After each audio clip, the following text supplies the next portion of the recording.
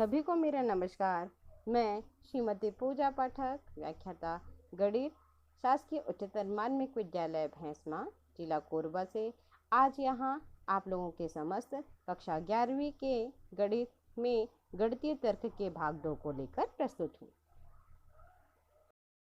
हमारी पिछली कक्षा में हमने गणितीय तर्क पर आधारित कुछ चीज़ों को जाना कि तर्क क्या होते हैं, कथन क्या होते हैं और उनकी पहचान करना।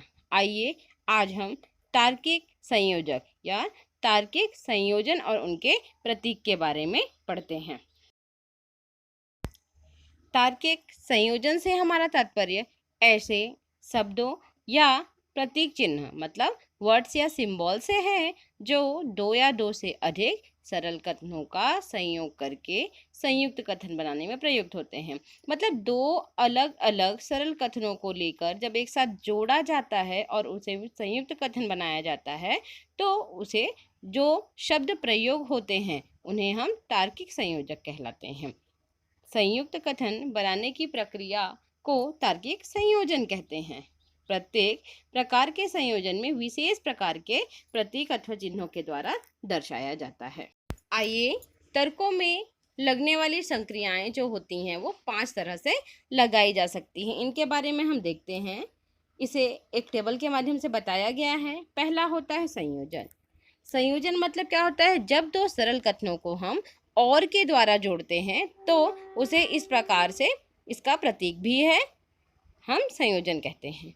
दूसरा होता है वियोजन। जब दो कथनों को हम किसके द्वारा, या के द्वारा जोड़ते हैं तो हम इसे वियोजन चिन्ह का प्रयोग करते हैं जिसके लिए वी होता है। तीसरा है सोपाधिक। के लिए हम यदि दो या दो से अधिक सरल कथनों में यदि तो का प्रयोग होता है, तो से जोड़ के बनाते हैं तो उसे हम सोपाधिक कहते हैं। इसके लिए ये इस प्रकार से चिन्ह दर्शाया गया है। द्विउपाधिक के लिए हम लोग दो या दो से अधिक कथनों को यदि और केवल यदि के लिए द्विउपाधिक का चिन्ह का प्रयोग होता है। ये दिया हुआ है इफ एंड ओनली इफ का। और लास्ट वाला है हमारा निषेध। यदि किसी कथन को नकारात्मक बोलते हैं तो निषेध चिन्ह का प्रयोग करते हैं। अब हम इन संक्रियाओं को एक एक करके जानेंगे कि इनका प्रयोग किस तरह से किया जाता है। सबसे पहला है संयोजन। यदि दो या दो से अधिक सरल कथनों को और से जोड़कर एक संयुक्त कथन बनाते हैं तो उसे संयोजन कहते हैं। मतलब यहाँ पे किसका प्रयोग होगा, और मतलब एंड का प्रयोग होगा। और के प्रतीक चिन्ह को कैप के द्वारा दर्शाया जाता है। यदि दो कथन पी क्यू, दो क्या है, सरल कथन है, तो पी और क्यू को हम इस प्रकार से पी कैप क्यू से दर्शाते हैं। आइए हम इसका एक उदाहरण लेते हैं। जैसे दीपक स्वस्थ बालक है, उसकी आंखें नीली हैं। ये दो अलग अलग कथन है। पहला है दीपक स्वस्थ बालक है और दूसरा उसकी आंखें नीली हैं। यदि हम कथन दीपक स्वस्थ बालक है को पी के तुल्य लेते हैं तथा कथन उसकी आंखें नीली है को क्यू के तुल्य लेते हैं तो दोनों तार्किक संयोजन के द्वारा संयोजक चिन्ह क्या, कैप का प्रयोग करते हुए हम इसको इस रूप में लिख सकते हैं। कैसे, पी कैप क्यू, अर्थात दीपक स्वस्थ है और उसकी आंखें नीली हैं। अब आते हैं वियोजन की ओर। यदि दो या दो से अधिक सरल कथनों को या शब्द जोड़कर और जोड़कर संयुक्त कथन बनाया जाता है तो उसे हम वियोजन कहते हैं। वियोजन का जो चिन्ह होता है वो वी होता है और के लिए या के लिए प्रयोग किया जाता है। यदि एक उदाहरण लेते हैं, पी और क्यू दो सरल कथन होते हैं तो पी या क्यू को हम पी वी क्यू इस प्रकार से दर्शाते हैं। अब इसे एक उदाहरण से समझते हैं। कथन ए 5 के बराबर है या बी 5 के बराबर है, तो इसे अगर हम प्रतीकात्मक रूप में लिखेंगे तो क्या लिखेंगे, पी वी क्यू। मतलब ए या तो 5 के बराबर होगा या तो बी 5 के बराबर, मतलब दोनों कंडीशन में से एक हो सकती है। तो यहाँ पे पी कथन ए 5 के बराबर है व क्यू कथन बी 5 के बराबर है, के तुल्य है। अगला है सोपाधिक या प्रतिबंधी। यदि दो या दो से अधिक सरल कथनों को यदि तो से जोड़कर एक संयुक्त कथन बनाया जाए तो उसे सोपाधिक कथन कहते हैं।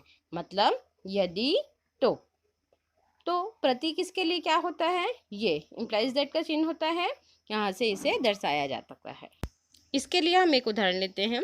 यदि P Q तो सरल कथन है, तो यदि P तो Q को हम मतलब कैसे दर्शा सकते हैं इसको, P इम्प्लाइज दैट Q, या P एरो का निशान लगाएंगे Q से दर्शाया जा सकता है।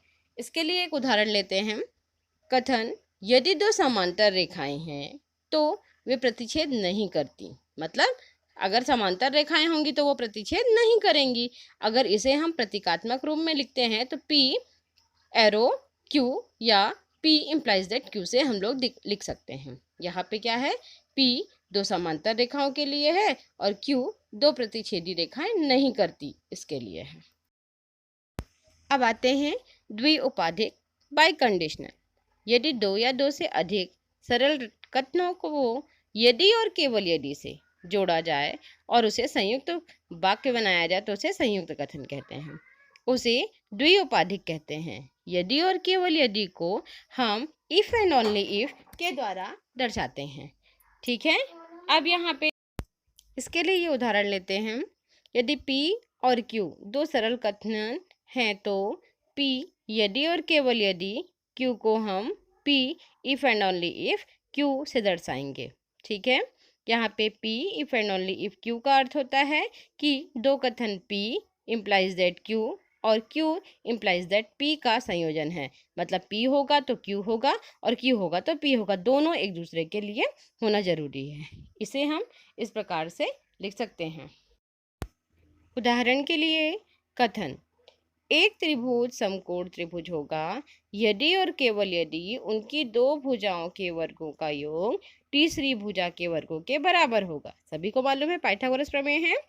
तो अब इसको हम अगर प्रतीकात्मक रूप से लिखते हैं तो कैसे लेंगे, P एरो का निशान लगाएंगे दोनों साइड से, Q P if and only if Q, मतलब P होगा तो Q होगा, Q होगा तो P होगा। मतलब अगर एक समकोण त्रिभुज है, उनकी दो भुजाओं के वर्गों का योग तीसरी भुजा के बराबर है तो ऐसा होगा। तो ठीक है, इसे हम ऐसे लिख सकते हैं, P एक समकोण त्रिभुज होगा और Q त्रिभुज की दो भुजाओं के वर्गों का योग तीसरी भुजा के वर्ग के बराबर। अगला है निषेध। किसी कथन के नकारात्मक कथन को निषेध कथन कहते हैं। सबसे सिंपल है, मतलब जो भी कथन होगा उसको हमको नेगेटिव बना देना है, नकारात्मक कर देना है। इसका चिन्ह ऐसे होता है, जैसे हम लोग इसे समरूपता का चिन्ह भी बोलते हैं, हम लोगों ने पढ़ा है। तो ये ऐसे चिन्ह होता है इसका। इसे भी हम ऐसे समझने की कोशिश करते हैं। यदि P कोई कथन है तो P का निषेध क्या होगा, नॉट P होगा। एक लेते हैं, जैसे P दीप स्कूल जाता है तो उसका क्या होगा, नॉट P, मतलब दीप स्कूल नहीं जाता है।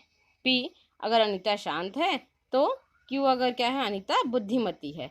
अगर इसे हमें कंबाइन करके लिखना है, संयोजन करना है, तो क्या लिखेंगे, P Q, मतलब यहाँ पे क्या हो जाएगा, अनीता शांत है और बुद्धिमती भी है। अगर इसका नेगेटिव बनाना होगा तो क्या लिखेंगे, अनीता शांत और बुद्धिमती नहीं है।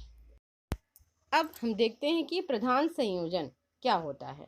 प्रधान संयोजक चिन्ह क्या होता है, संयुक्त कथन की रचना में जिस तार्किक का सबसे अंत में प्रयोग किया जाता है उसे प्रधान संयोजक कहते हैं। मतलब सबसे लास्ट में जिसका यूज होगा। जैसे उदाहरण के लिए देख सकते हैं हम, P कैप Q ब्रैकेट बन एरो R है। यहाँ पे हम इसे बोल सकते हैं कि ये किसका चिन्ह है, R जो है एरो का, ये क्या है, प्रधान संयोजक चिन्ह है। दूसरा उदाहरण भी है, आप इसी प्रकार से देख सकते हैं। इस प्रकार हमने बहुत सारी चीज़ें इस अध्याय में पढ़ी हैं। अब हम कुछ प्रश्नों को चेक करते हैं कि आपने पढ़ा कि नहीं। देखिए एक उदाहरण, नई दिल्ली भारत की राजधानी है, बताइए ये कथन है कि नहीं है, हे ईश्वर उसकी रक्षा कीजिए। इसी प्रकार तीसरा, आप कैसे हैं। चौथा, x + 3 = 9 और पांचवा x + y = 9। यहाँ पे आप लोगों को बताना है कि कथन है कि नहीं है। तो हम बता दें, पहला क्या है, नई दिल्ली भारत की राजधानी है, जी हाँ बिल्कुल सही, ये क्या है, कथन है। दूसरा, हे ईश्वर उसकी रक्षा करें। ये कोई कथन नहीं है। इसका जवाब हाँ या ना में नहीं हो सकता है। आप कैसे हैं, यह भी कथन नहीं है। x + 3 = 9, ये भी कथन नहीं हो सकता है, क्योंकि x का कोई ना कोई अगर मान दिया होगा तब हम बोल सकते हैं। ठीक है। पांचवा है x + y = 9, यह भी कथन नहीं है। इस प्रकार से हम देख सकते हैं कथन है कि नहीं। और प्रतीकों के बारे में अगर हमने पढ़ा, उसके बारे में देखते हैं। एक उदाहरण से समझाऊंगी। यदि मेरे पास कार नहीं है अथवा मैं बढ़िया पोशाक नहीं पहनता तो मैं लखपति नहीं हूँ। यहाँ पे हम तीन चीज हमें मालूम है। पहला, पी को हम लोग लेते हैं मेरे पास कार है। दूसरा, क्यों, मैं बढ़िया पोशाक पहनता हूँ। तीसरा, मैं लखपति हूँ। तब दिए हुए वाक्य को प्रतीकों के रूप में ऐसे लिखते हैं। तो हम इसे इस प्रकार से दर्शाया जा सकता है। धन्यवाद।